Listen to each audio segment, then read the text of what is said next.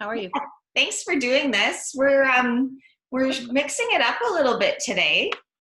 Normally you're on here by yourself and I'm like behind the keyboard just trying to capture all the amazing things that you say. But today we want to do a couple of things. One is I want to tell you about my own personal experience with Lacey Forsyth, who we both know, who's a pelvic floor physiotherapist in Port Moody. And I want to tell you about an exciting announcement that we're working on for March 8th. So yeah. Cool. Yeah, so thanks for taking the time to do this.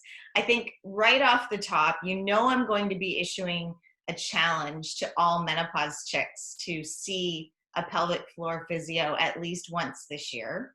Yeah. So can you please share with us how one would go about that? Where can we find a pelvic floor physio?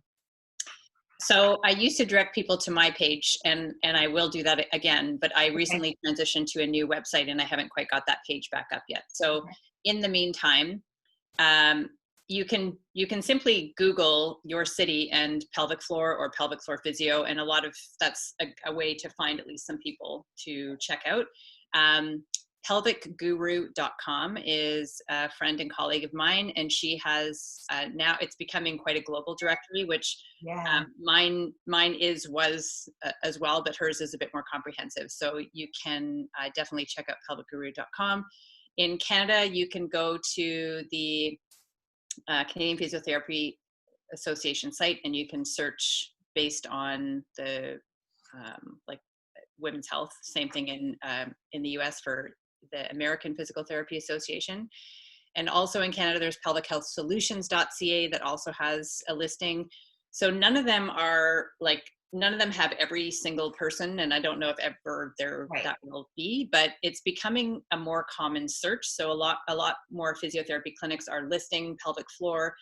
But just make sure, one caveat I would say is when you call in, so if you find a place that's close to you or in your city, when you call in, just double check and make sure that the therapist who is listed as treating incontinence or pelvic floor dysfunction is actually licensed and rostered with their either provincial or national body, so that they are licensed to go beyond the introitus. Because there are some non-internal pelvic floor, like I would be a non-internal pelvic floor person. I don't call myself a physiotherapist or a therapist, but there are some non-internal physiotherapists who are doing similar work to myself who would not be licensed to do an internal. So just double check that they have that training and that license.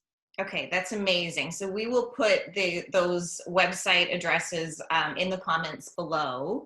And I think too, what's happening, in my Menopause Chicks group, in your Box Talk group, there's more and more conversation happening about this too. So ask a friend, right? Ask someone in your community, have you heard? Can you recommend someone? I think that's a great way to meet the professionals. Yeah, and I get questions a lot. So people, who would you recommend in X city? And so people, if I don't know somebody there, then I also am part of a women's health physiotherapy group. And if there's somebody, somebody will say in Germany or wherever it is, and I don't know people there, but I can reach out and say, who would you recommend? So I know that they're kind of, that's cool. They're vetted through that group as well too. So reach out to me if you have a question, you can't find anybody, let me know. Amazing. Okay, so I did something in January that was a little bit out there for me. One was I had to admit to you that I had never been to a pelvic floor physiotherapist. So I've gone public. Then I booked the appointment. Lacey was amazing. She allowed me to record the appointment. So nothing R-rated, don't worry. It was just basically I wanted to share with all of Menopause Chicks how easy, how comfortable it was, and more importantly, like what some of the questions, what the experience would be like. So we did that. We're going to be putting it up on a site, and in conjunction with March 8th, which is International Women's Day, we're going to be announcing the next recipients from the Makita Fund for Women. So good. And the Makita Fund for Women, if you don't know, is it's like a bursary fund that we've put together so women who are perhaps challenged by financial resources, or they don't have, great extended health benefits, they can, it's not an application, they can just put their name on our guest list. And as the fund grows, as we get enough resources there, then we are going through the list and we're saying who needs what now. And pelvic floor physio comes up a lot for the women that have already signed up. And so we want to give them a gift certificate and say, here, go and do it. I love it. So we have 2 names that are going to be announced on March 8th. And in conjunction with that, I do want to challenge everyone in the Menopause Chicks community to make an appointment for at least 1, maybe 2 sessions this year. It's one way to put your own health at the top of your to-do list. So in order to do that, I had to do it myself. And it was a great experience, as you'll see when I show the videos, but I learned a lot too. So a couple things that I learned. I have a stage 2, maybe stage 3 bladder prolapse and rectocele, which honestly, I'd never even heard that word until I heard you use it too. So I would love to know, Lacey gave me some homework. She was very thorough. She, described what I should be doing, but in all honesty, I haven't quite made the leap to this being a part of my routine. Mm-hmm. And I know that, many professionals like yourself would say, well, just do it, Shirley. But the truth is, I'm not doing it. Yeah. So how would you help me? Do you have any recommendations to help me? Yeah. So first of all, I love that you went, and I love the fact that you have incorporated this in such a huge way in Menopause Chicks, and that you are gifting this because it is so needed. And really, our government in an ideal world should be paying for this. It really should be something that's covered, but unfortunately it's not. And resources like what you're providing are amazing. So thank you for doing that. So a couple things. I always ask first, what are your goals? So you have this new knowledge, and you are like, it was news to you really, because you don't have any symptoms that would have said that something's not right. Yeah. I didn't have any symptoms. I have fear in that, my mom did have bladder repair surgery around her mid-60s, but we never talked about it. Yeah. So that's always been on the back of my mind. I had 2 vaginal deliveries and lots of stitches, and one of them was a vacuum delivery. I knew that going in. Yep. And as I may have explained to you in the past, I think I felt a prolapse at one point in my life, got really, really scared, pushed it back in, tried to, really focus on the free resources that you had on your website and follow your advice. But life happens, you kind of get relaxed and a little bit lazy around that. And so this is, my goal is actually to make myself accountable so that I don't have to have surgery one day. Yeah. Yeah. Awesome. And that's a huge thing for a lot of people. So either they know their mom had it, or they know some of their friends have had surgery and they really want to be able to avoid that. Or some people want to reduce symptoms, or some people want to improve the stage of their prolapse. Some people, there's lots of different goals. There's lots of different things that motivate people for change. So the accountability piece. So I always say that pelvic floor exercise is very effective if you do it correctly, consistently, and coordinated with movement. And the correctly part is, you can learn from somebody like me with the visualizations that I have. The gold standard is obviously to have seen a pelvic floor physio, which you've done. So I'm assuming Lacey assessed your ability to contract and relax your pelvic floor, and they do that with their fingers, 1 or 2 fingers inserted. Correct. And I was not as good as I thought I was.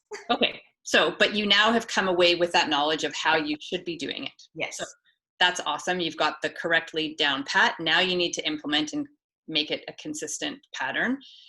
And then you need to coordinate it with movement in an ideal world. So step 1 is to how can you make this a consistent part of your life? So like like our business, like our life, we have calendars, we have things to do, we prioritize, we would have you. And you are very well one of those people who talks about, we have to prioritize ourselves. We have to put ourselves at the top of the list. So you need to do the same thing basically, and schedule it. So whether you just put it into your day with a sticker on a physical calendar or a pop up on your Google Calendar, sticky notes around your desk, your computer, what have you, and just it could be just a little check-in on your computer that just says, how are you holding your pelvis?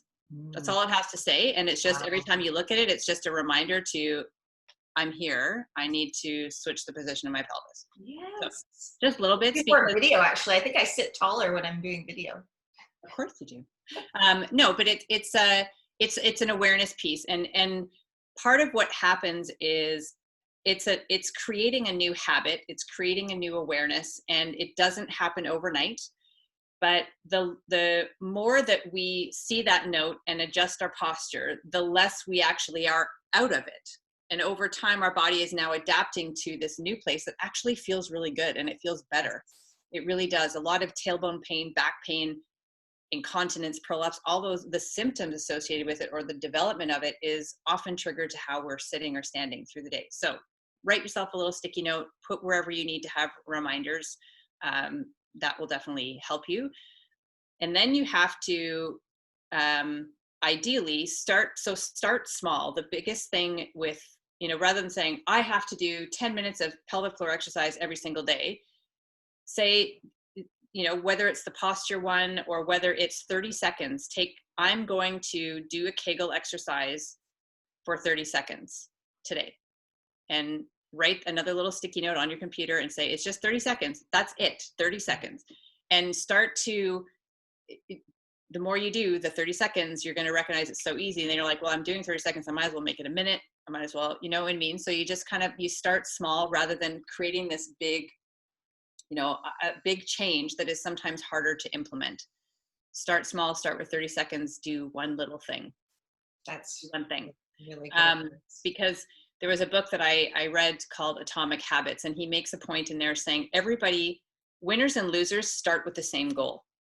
Everybody starts with the same goal. They want to win the race, or they want to accomplish something. So everybody has the same end goal they're working towards.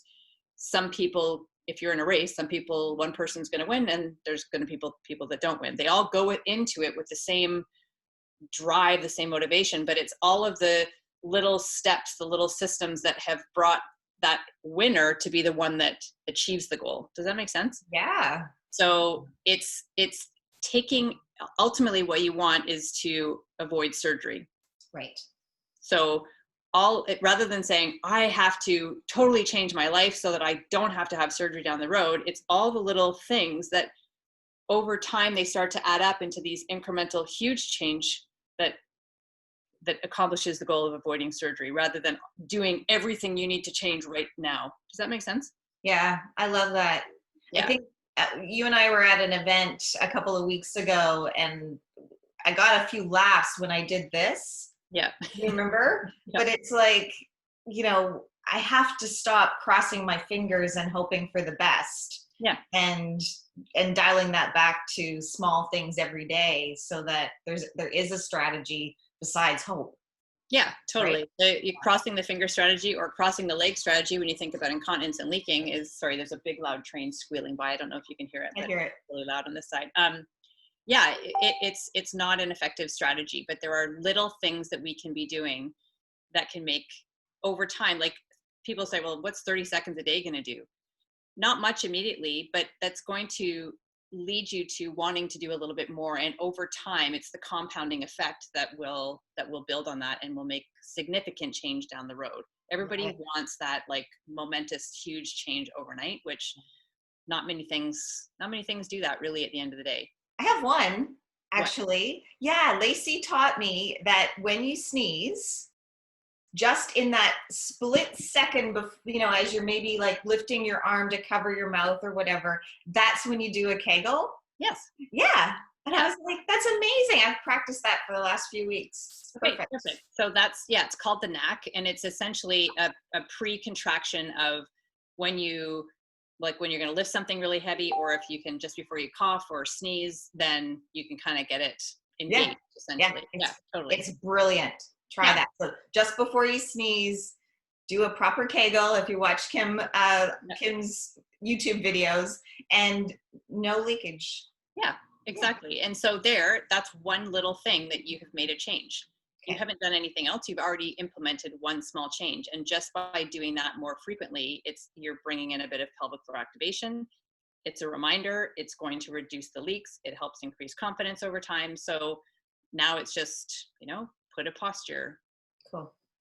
Point on your computer. Yeah. So my homework, in addition to doing proper Kegels and regular pelvic floor exercises, I have quite a bit of scar tissue. Mm-hmm. So the other piece of my homework is massage, perineal massage. Am I saying that right? Yep. And then the third part was child's pose, which I'm like back to the mat. And I absolutely love that piece. But I'll be honest with you, the massage piece, I haven't been practicing. Yeah. Yeah. It can be a little bit, it's, first of all, having gone to a physio is a big step for a lot of people. And then not everybody has even been comfortable with touching themselves or exploring or potentially even using a mirror. And so it can feel a little bit awkward or weird or uncertain. So it's something you can do with your fingers. So I'm sure she showed you how to do it yourself, but there's also some tools that you can use that can make it a bit more accessible. Okay. There's one I used to sell when I had my e-commerce store. There was one I used to sell called the Thera Wand, which I don't have here anymore, but you can, if you go to Thera Wand's website, they have them, and they are silicone. They're usually kind of like an S shape. Okay. And what they do, there's different, the two ends are slightly different. So one's a bit more kind of not complete, don't think pointed like as in the top of a pencil, but it's got a bit of a drawing, like a point, more of a point on here, and the other one would be rounder. So the pointy one, obviously that gets into a more specific area, and the rounder end is a bit more global, which can be a bit more comfortable depending on what sort of trigger points you have or where the scar tissue is. Okay. There's also a new one on the market that's in Canada called the Kegel Release Curve, and it is actually, oh no, I don't have it here. They sent me one. I'm just looking and see, maybe I do have it. I don't think I do. I think it's at my house, but it's stainless steel. It has it's quite comfortable. It's a bit larger than the silicone ones. I haven't actually used it, like I haven't inserted it and tried it myself yet, but it's lovely. It's a really easy to use product. So one of those can sometimes make the thought of trying to go and release scar tissue a little bit more accessible to people if you have something that's touching for you to start out with. You can also, a partner can do it for you too, but again, not everybody's comfortable with that. Not every partner is comfortable with that.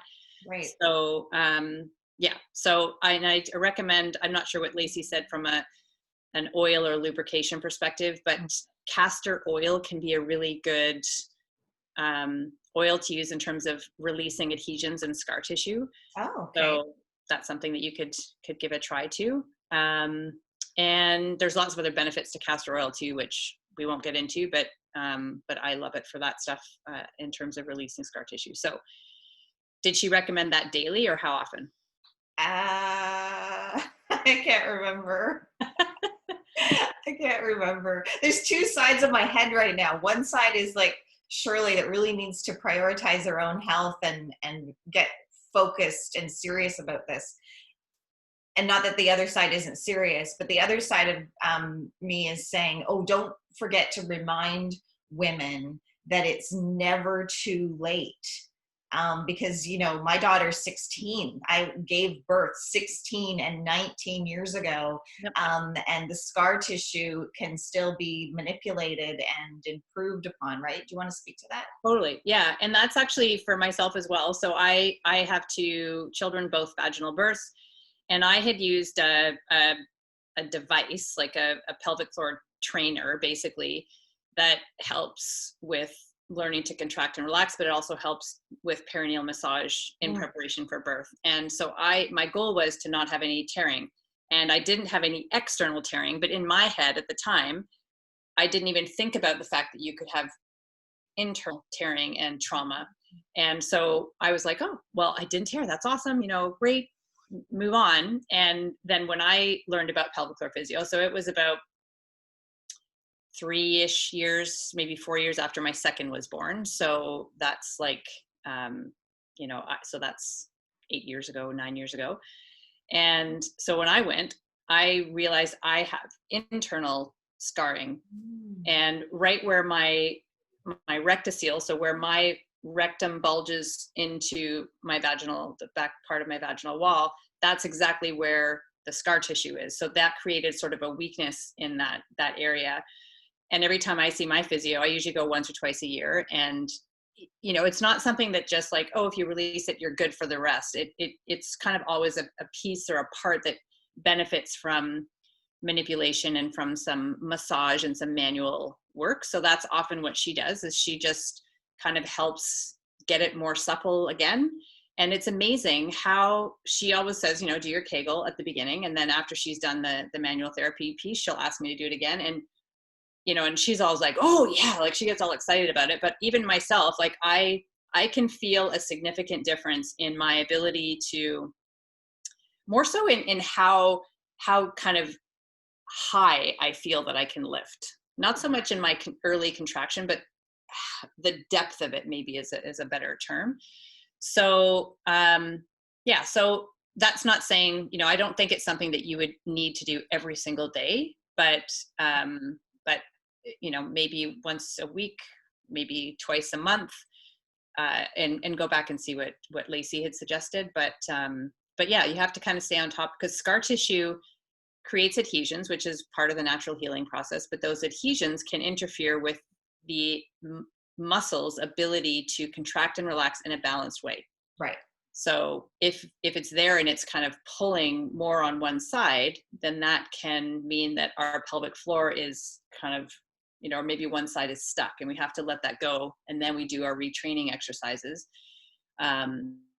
So yes, we have to prioritize. And the other thing that I say on that is all of the other tasks or responsibilities, relationships, all of the other things that are on our to-do or that are part of our life, they become easier when we have taken care of ourselves.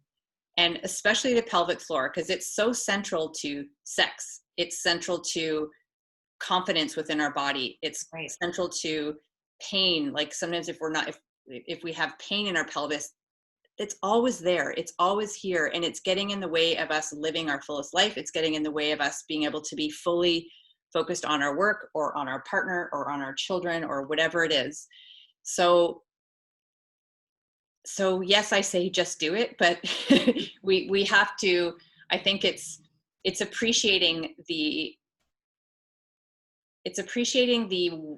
all of the ways that non-optimal pelvic floor function can interfere with so many aspects of our life, and how when we can address that, all of a sudden we don't think about it. It's not chronically like, oh my God, thinking am I gonna leak? Can I make it to the bathroom? Do I smell? Does he notice? Is it, you know what I mean? All of those things, it becomes less, and we have more freedom in our life. So okay, so you just said like two golden words for me: confidence and freedom. Yeah. Because I just love to talk about words and language, and I'm a huge advocate for changing this conversation. Yep. So the more that we can introduce ways to feel more confident and to feel free to live our best midlives, the better. It's amazing. Yeah. And I could talk about that all day, but I need to bring us back, because you said another word that's brand new to me, and that was rectocele. Mm-hmm. Yeah. So I have a rectocele. So I'm going to use my sweater vagina. Okay. I'll sit over here. I noticed you were wearing that for a reason. pretend this is a vagina. Okay. And we have if we still have our uterus, we have our uterus and our cervix on top. And this is the anterior wall of the vagina. This is the posterior wall of the vagina. Bladder would be here, rectum back here. And rectocele is one form of organ prolapse, pelvic organ prolapse. And seal, whenever you hear seal at the end of something, it typically means that it's bulging into the vagina.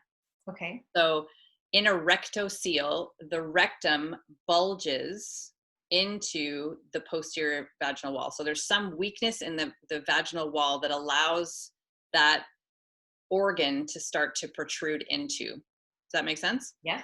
And in a bladder prolapse, also called a cystocele, there would be a weakness on the front wall or anterior wall, and that would allow the bladder to start to protrude. In uterine prolapse, because it's actually not bulging into the walls of the vagina, it's actually descending into the vagina. Most people call it just a uterine prolapse or a uterus prolapse. Some people may also hear the term anterior wall prolapse, which usually indicates, again, the bladder, or a posterior wall prolapse, which again usually indicates the rectum. While a cystocele can be called also a bladder prolapse, a rectocele is not also called a rectal prolapse. And the reason is because we can also have the rectum can bulge out of the anus, and that can actually happen in men or women. So you wouldn't hear, if you have a rectal prolapse, that's different from a rectocele. Okay. Okay. So I have a rectocele, and my rectum bulges into the posterior wall. Stage 2. So the way that they grade is usually by how far away it is from the introitus, or the entrance to the vagina. So a stage 1 it's like a tiny little bulge. It's not really, you don't really see much. A stage 2, when they look, they would see a bulge either on the anterior wall or the posterior wall, and it would be generally kind of accepted distance-ish is 2 centimeters away from the entrance to the vagina. Stage 3 would be where it's at the entrance, so you can either see or feel a bulge. And then a stage 4 would be where it's actually right out. And that would be, so if you're looking this way, if you look at pictures, and I don't always encourage women to look at prolapse pictures on the internet because it can be really quite scary. Yeah. But it kind of it's like having a scrotum in a way. You have this kind of pouch, this outpouching, and it's the way you decipher it. If it's the posterior wall, when you're looking into the vagina, you would see that bulge closer to the back part. And if it was a bladder, it would be up here. And if it's a uterus, you would actually, if you still have your uterus and cervix, you would see a little, almost like an invagination, kind of like a little dent almost to identify the cervix. So that's how it would be distinguished between. And like you, so I did have some symptoms early on. I don't have them anymore, but my stage is pretty much the same. Rectoceles of the 3 types, so of bladder, uterus, and rectum, rectoceles they're harder to improve. You can maintain what you have, but they are more difficult to improve or potentially reverse. So early stage bladder and uterine prolapse, if you catch it at kind of a stage 1 or 2, I know many people who have improved and many people who have completely reversed that. Whereas most rectoceles pretty much stay where they are, but symptoms can definitely improve. So yeah, so symptoms are not indicative of the stage of a prolapse. Somebody could have a stage 1 and have so many symptoms, and just they're all they think about is that. They can feel it, they know it's there, it's affecting absolutely everything. Or people like yourself and like myself can have a stage 2, stage 3, and they're like, I had no idea. I had no idea. So wow. Yep. Okay, so I know you've done a lot of content on this on your own page and even in the Menopause Chicks community about improvements through your diet and so on. So you don't have to go into that today, but what are sort of the takeaways for managing it if that's the best case scenario? Yeah, so managing a rectocele, a lot of it comes down to elimination, because when you have that kind of little bulge, you can get poop trapped in there. Mm-hmm. And if you get poop trapped in there and it's harder to get out, then you either strain to get it out, or if it gets stuck and starts to get dried and you're not eliminating every day, then you're constipated, and then it strains more, and there's, you know, not eliminating all the toxin, all that kind of stuff. So pooping is like, you got to pay attention to your digestion and your poop for sure. That's the biggest thing, especially since you have another organ that's prolapsing. So if you are ever straining on the toilet in kind of collaboration with your rectocele, it's not always just because the rectocele that you may not be eliminating correctly, or optimally, but if there's ever any straining, that's also putting more pressure down on the other one. So it could potentially lead to that other one, or even the development of a third, the uterus as well. So you really have to stay on top of eating, drinking lots of water, paying attention to your posture through the day, and making sure, so if you don't already, use a squatty potty. And fiber is your best friend. Like, the recommendations are usually 25, actually it's a little bit higher, so say like 28 to 35 grams of fiber for women. At least 35, like if not 35 to 45 grams of fiber, blend between insoluble and soluble. So we need the soluble, we need the bulk, but we also need the softness. You need to have a blend between the two. And sometimes it's a bit of trial and error to see which ones are best. Some people benefit from a fiber supplement. And if you do that, really make sure you drink a lot of water, because otherwise that fiber supplement can sometimes get it too impacted, and then it's harder to pass again. If you ever, I don't love regular use of a stool softener, but if you ever have a day where you haven't gone, then I do recommend a stool softener for the next, so that you eliminate the need to strain the next day. So managing rectoceles it really comes down a lot to what you eat, what goes in and what comes out. And how often, and that can then dictate the support of the other ones as well. The other organs, rectoceles are harder to support with a pessary. So a pessary is like it's a device that goes in and sort of opens up and can provide support. Rectoceles are more difficult to support with a pessary, but bladder and uterus can be. So that could be something that you might want to look at too. But and then pelvic floor exercise. And sometimes people who have a rectocele benefit from, well, actually, there was a study that showed anally driven cues. So cues that involve the anus more, or people using their anus more to activate the pelvic floor, is a bit more beneficial. So I say it still is dependent on the person and what response it elicits. But if you kind of think about closing the anus off and then potentially the urethra and then a lift, sometimes that can be a bit more beneficial, like paying more attention to the back wall. Okay. So digestion for sure. And ideally, this might, like, a lot of people are alarmed by this, but the amount of poop that should come out of us in a day is basically from our elbow to our wrist. Crazy. Like, people are like, oh my God. But And then people, you know, like sometimes when I don't actually put my arm in but I'm like, yeah, it's about this. Okay, that's good. So, but that should come out at 1 to 3 times of a day is considered normal. And if that amount comes out in those 1 or 3 times, then that would be good. And we're aiming for a 3 to 4 on the Bristol stool chart. So kind of like a big long log, ideally fairly smooth or with a couple of little cracks, but we don't want little rabbit pellets. Obviously not too loose, and we don't want really hard stuck stool. So we kind of want that nice big long log in an ideal world. And then you have a poogasm, and everybody wants a poogasm. So.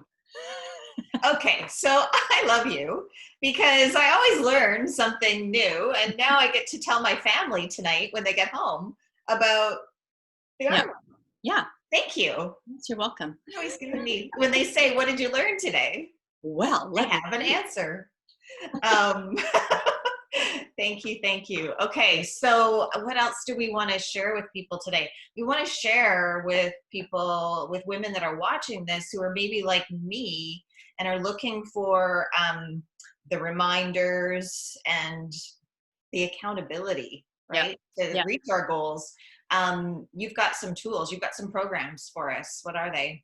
Yeah, so I had created an online program called Kegel Mojo, which, it kind of brought in all of my education, like stuff that we've just talked about here, everything that I teach women when I work with them one-on-one.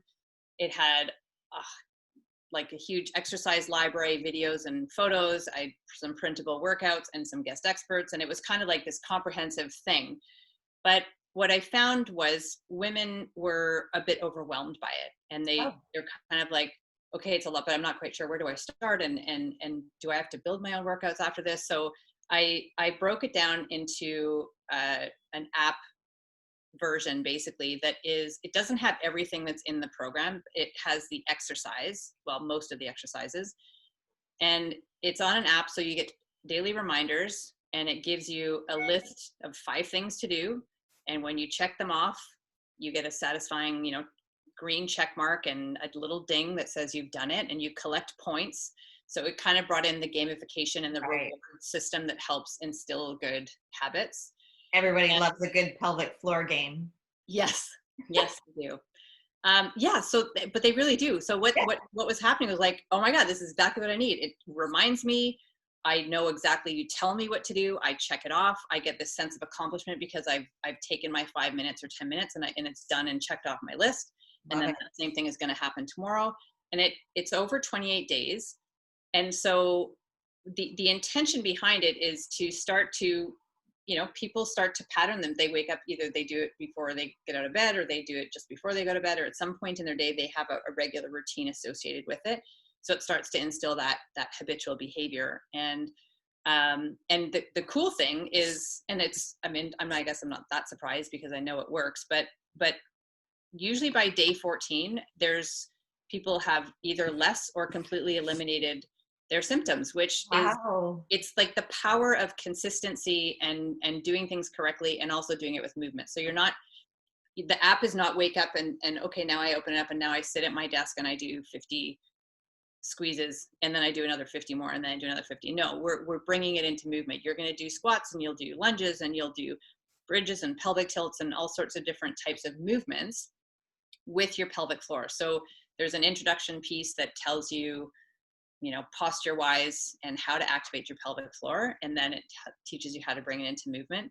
So that to me has been the most successful because it's financially accessible to pretty much everybody. Okay. Most everybody has a phone, and it takes care of the reminders and it tell me what to do every day piece, rather than sitting there and go, well, Kim, there was one exercise, then you have to log into your program and then you find it and you're like, you kind of lose them. So it's all right here. And it takes it. So that to me, from an accountability. Oh, and the other thing is there's a group chat on there. So you can ask me questions and I can give you modifications, or, if people are like, I don't know what you mean by this, I can address it, or they can ask other people. If somebody else has mentioned in the chat that they noticed this, or they've have this problem, and then they I have that too. And then you build up a sense of community there as well. So that to me is the most successful tool. I think I recommend everybody start there. And then if you want more, you can have the app on a monthly basis if you want, or you can go up to the full program, or you can work with me. Whatever you want to do. And the other thing that's in the full program, which we didn't talk about, I'll just mention, is hypopressives. Anybody who has prolapse, most of my clients anyway, but especially the ones who have prolapse, everybody gets hypopressives. They're super powerful, and that could make pretty significant improvements with your bladder. And if you go to your Box Talk group on Facebook, you've got a great. I have a few different videos in there, about teaching it, and for sure. Yeah. Okay, so I started out this call by being vulnerable, by, confessing that I had never been to a pelvic floor physio. I can't say that anymore because I've been. And the other thing is I want to be your poster child for this app, because just hanging out with you and thinking that I knew you and knew what you were all about didn't actually, transpose by osmosis. Doesn't work by osmosis. Yeah, no, I actually have to do the work. But I'm happy to do that. So, it's the new year, and we're going to do some great things. If you weren't here at the top of the call, know that this conversation is part of a project that we're working on March 8th. We're going to have essentially a microsite that will be challenging all of Menopause Chicks to go see a pelvic floor physio this year, to put pelvic health at the top of their to-do list, to dial in to the work that Kim's doing. And we're going to be awarding 2 new recipients from the Makita Fund for Women who don't have access to the financial resources or the health benefits to go see a pelvic floor physio this year. So really excited about 2020. Maybe we need to build in some gamification into that so everyone can get a gold star too. Well, they do. Well, I was just thinking, like, we can do the next challenge starts March 3rd. Oh, okay. I have one running every month. So whether you want to do, like, we could do something with the group that they start on the March 3rd one, or do you want to wait until the April one after the March? It's up to you. We don't want to wait. I only picked March 8th because it's International Women's Day. We'll just make the announcement that day, but let's get all the Chicks started on March 3rd. Totally. Let's do that for sure. I'm gonna create a coupon code. I'll send it to you. You can post it in the group so that everybody can participate. Amazing. And like, that would be so awesome to have all of these Menopause Chicks community people on there doing it together. And then we check in onto the Facebook group. Like, I've done I always encourage people to take yourself. Take a selfie with their and they're already used to talking to each other about all these conversations. So that'll be amazing. Yeah. Oh my gosh. Okay, we didn't get a ton of questions today. Laura has a question about how to raise funds for the Makita Fund, so I'll answer that after the call. But if you do have any questions, just put your comments below, and either Kim or I will get back to you. Yep, awesome. And thanks for taking the time today. Thank you for investing in your pelvic health.